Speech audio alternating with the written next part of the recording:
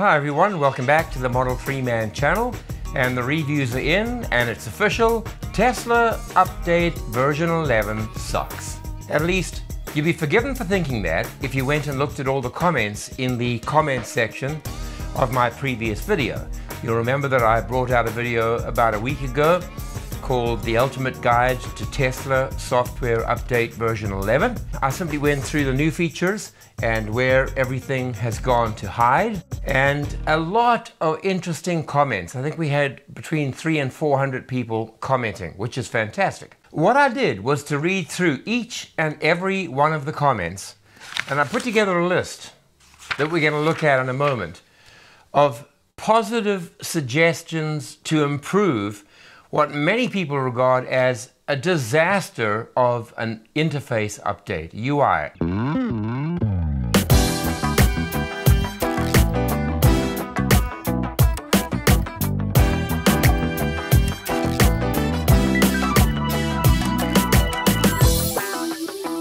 Most people are annoyed by having lost their favorite icons, their favorite buttons. Many people have suggestions for how to improve it, and I thought it would be useful if we make this very brief. And I'm going to go through just in single, simple point form the key recommendations for improvements submitted by my viewers in the comments section.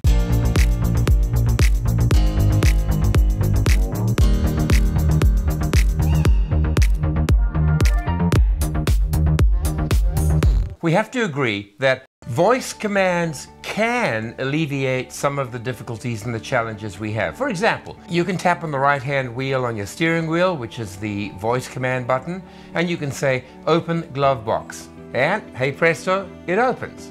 But there are many situations where you cannot either think of the right voice command, or they haven't made it active, or worse still, you're out of cellular communications, and for some reason it says, voice commands inactive, currently inactive. Well, you can't work with a flaky system like that, where a critical voice command will simply be ignored because the system is kind of offline. I'm suggesting that that feature, that capability, needs to be built into the updates that reside in our cars. And then we can have voice commands that are truly useful and truly present when we need them. But overwhelmingly, most of the comments in the comments section detailed items that people were annoyed at, or annoyed at having lost, or annoyed at having to go to an extra number of taps to discover what they previously found directly on the touchscreen. The first batch of improvements selected by our viewers dealt with items or buttons or links that people felt should be directly on the touchscreen at all times. Number one, driver profiles. It should be at the top of the screen and not in the controls page. It should be visible so that when I sit in the car after Janine has been in there, it's not a struggle to find where my profile is as the seat closes in on me and pushes me toward the steering wheel. Number two, fog lights. I was surprised at how many people need to turn on fog lights and are annoyed by having to find them. The suggestion is put it on the touch screen, visible at all times, so that we can just turn them on and off at will, a toggle switch. Number three, add back in the missing cards, the trip card. I know you can get it by tapping on controls and then tapping on the word trip, but it's a big full screen version which covers up your map. So leave it there, sure, but bring back those cards, trip card, tire pressure card, bring them back to where they were. Number four, seat heaters. It was so convenient. With the seat heaters down the bottom, you could tap on it, set the heat, and that was it. You didn't have to invoke the climate control menu. You didn't have to start climate control. You just adjusted the heat for the seats, at least for the front seats. And that's 98% of the majority of us who are driving Model 3, Model Y, Model S. Number five, home link button. It's disappeared. Somebody wrote in to say, when I'm reversing to my garage, I'm in the rear view cam view. If I go and look for home link button, the rear view cam disappears. I need the home link button to be independent of the rear cam view as I back up into the garage. Number six, door unlock button. We can set our cars so that only the front driver door opens when we come to it with our phone. But there should be a simple button that we can tap on that the other doors unlock if we're taking in passengers or we're picking somebody up. Number 7, many people simply want the fan control back again. That central icon of a fan that brought up the climate control. But I have to be honest with this one, it's just as easy to tap the temperature indicator on either the left bottom or the right bottom side. It does the same thing, it brings it up, so I'm not particularly wedded to that one, but it was a suggestion. It's annoying once in the climate control panel that the only way to change the temperature is to drag the slider, which is not precise and often causes you to overshoot, either too high or too low. What happened to the little plus and minus, or a left arrow and a right arrow that we could still tap? Yes, when you go down to the temperature indicator on the bottom, you can tap the 2 little arrows, one on each side of the temperature display. And that will allow you to increase by the smallest increment, the smallest unit. And so if you're going to do that, you've then got to be able to see those little arrows easily. And you cannot. In fact, if climate control is off, the entire temperature indicator and the 2 little triangles are almost completely invisible. So that doesn't help anyone. My suggestion is that the temperature indicators be in white if climate control is off. If you turn climate control on, if the car is in the act of cooling, the temperature indicators will be blue. If the car is in the act of heating, the numbers, the temperature numbers could be in red. Just make it intuitive. To make it disappear because climate control is not switched on is counterintuitive and makes it hard for anyone to find the little tiny arrows. And by the way, if you do tap on the right or left arrow to either side of the temperature indicator, you do get a nice little card that comes up in which you can activate the defogger and the demister. You can tap on the seat control for the seat you're sitting on. You actually do get it. But you have to hit that tiny little arrow precisely and not accidentally tap on the temperature numbers, because that will bring up the whole climate control panel. And no, if you tap on the temperature control indicator, it does automatically turn on the climate. Of course, there is a workaround, and it involves the voice command. You can say, set temperature to 21 degrees Celsius, and it will do it. If the voice command system is working, and you're not offline, as it were. The next section deals with suggestions and improvements on the actual user interface. We know that everything got changed around, shifted, and moved. So here are some suggestions on the actual interface improvements people would like to see. Number 1, you can currently actually configure 4 apps of your choice in the taskbar. You can open the app tray just by tapping on the 3 dots. That will bring you all the current app icons. You can bring 4 of those down into the taskbar. There is so much wasted space on that taskbar. There's enough space at least for 10 icons. It makes obvious sense to have a greater number of icons in the bottom taskbar that you can bring in of your own choosing. That's a very important improvement that could easily be done. Second one that relates to the taskbar and the icons in the app tray. The app tray does not have nearly enough of the useful shortcuts. For example, what about an app icon in the app tray for tire pressure? Then we could take that icon, drag it down into the taskbar. Now you want to see your tire pressure, tap there. No need to go into service menu to find what your tire pressure actually is at the moment. There are many features that could be added in the app tray, which would either be true apps or just shortcuts and links that take you directly to a feature you always wanted.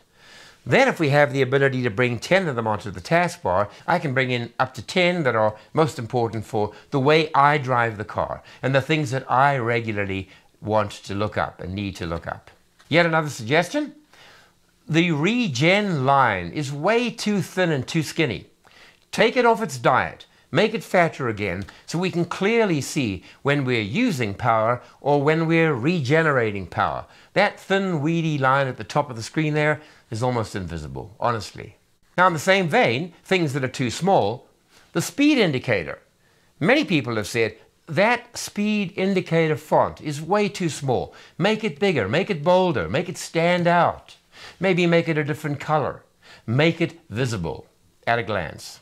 Now, in your phone app, the Tesla app, you can see the interior temperature of the car and the exterior temperature. That's great. Why not do that on the touch screen as well? Why not have external temperature, which we do, and the temperature the cabin is currently at? If we can see it on our phone app, why can we not see it on the touch screen? Number 6, blind spot camera. This aroused probably more comments than any other feature. First of all, the blind spot camera is a wonderful view. It's a safety feature. It really helps the driver just to know that there's nothing sneaking up in the blind spot.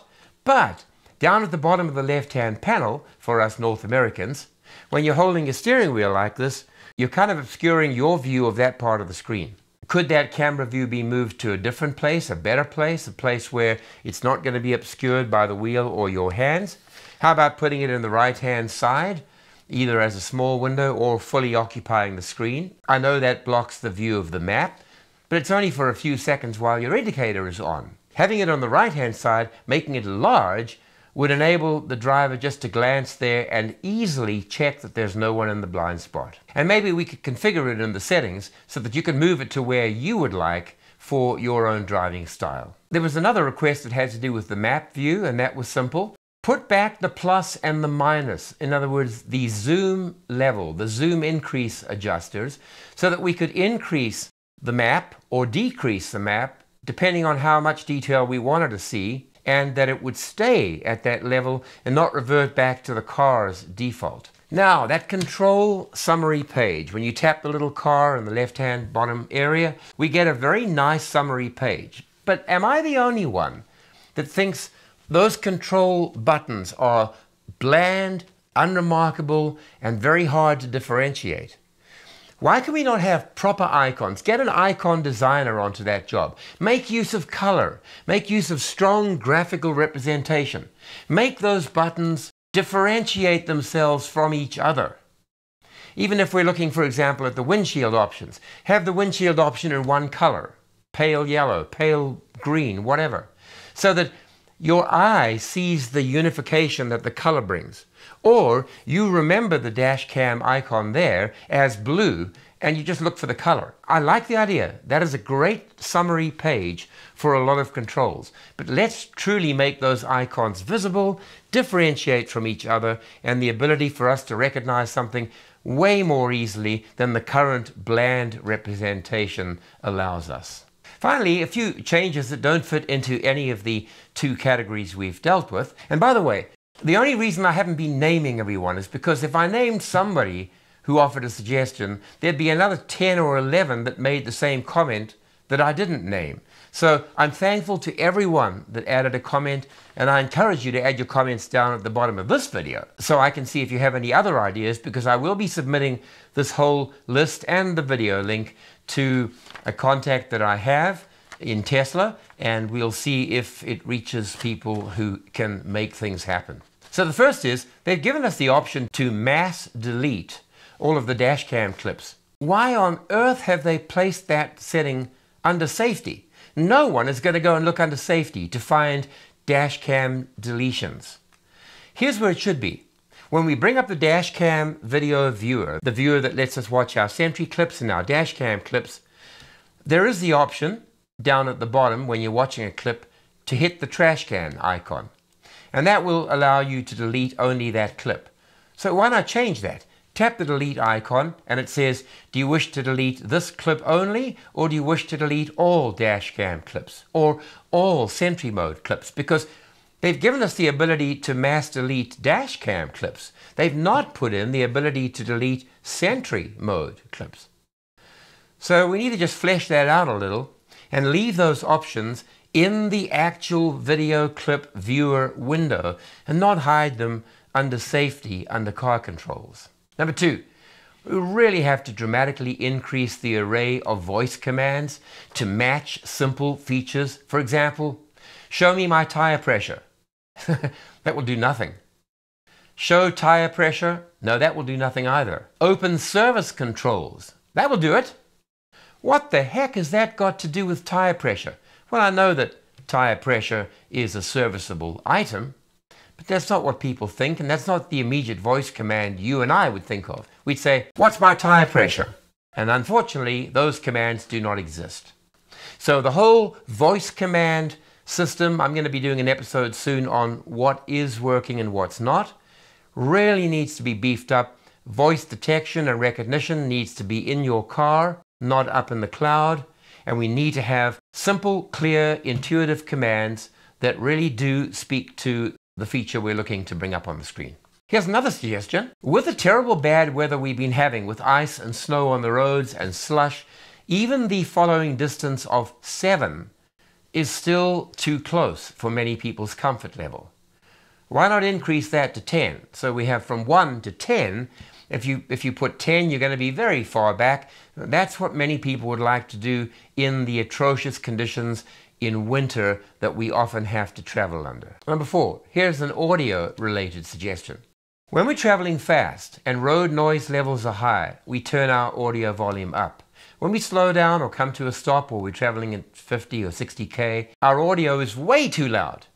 Many cars, for decades now, have had an auto volume level adjustment that says when your road speed goes up, the volume goes up.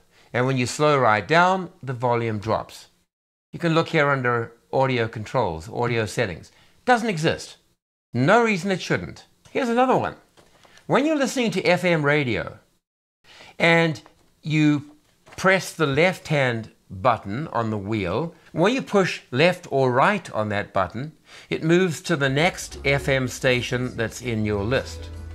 And you'd think if you keep pressing, it would move to the last station and then recycle back to the beginning and just keep going through available stations. Not a bit of it. It'll jump to Spotify or streaming, as you can see here.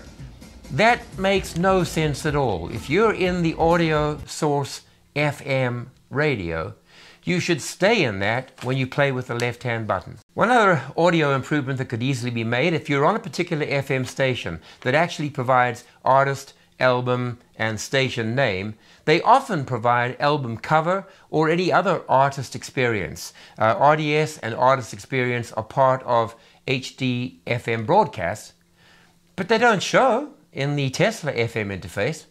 Yeah, after a few seconds you do see station name, song name, and artist name.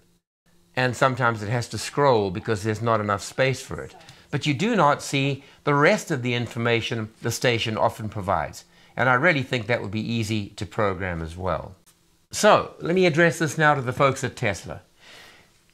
These are the things that ordinary, everyday people think are important. I don't know who you have in your focus group, but they're not ordinary, everyday, non-computer folks that often drive your cars. And if you don't listen to them, you're going to find that you're alienating yourself from a lot of the people who drive your cars. And that many of them will look for a simpler experience. Maybe a car that just has very simple interface controls. Now, I know the thing that we love about Tesla is that you are able to push down to us so many good things. But just make sure that the user interface remains paramount in your considerations. That usability is paramount. That indicators, buttons, and shortcuts at the top level that require no dives into menus reflect the important choices that regular drivers make. That's enough of a rant from me. Thank you to all of you who support the channel. Thank you to all the new subscribers who joined. On that last video, we had over 300 people subscribe to the channel. I'd love those of you who are here for the first time just to tap the subscribe button, tap the notify at the same time. We put out a lot of interesting, useful, helpful videos, and I think if you're a Tesla driver, this channel holds a lot of benefit for you. By the way, next time is the MacBook Pro review and the draw for the set of headrests that we had 2 episodes back. See you soon.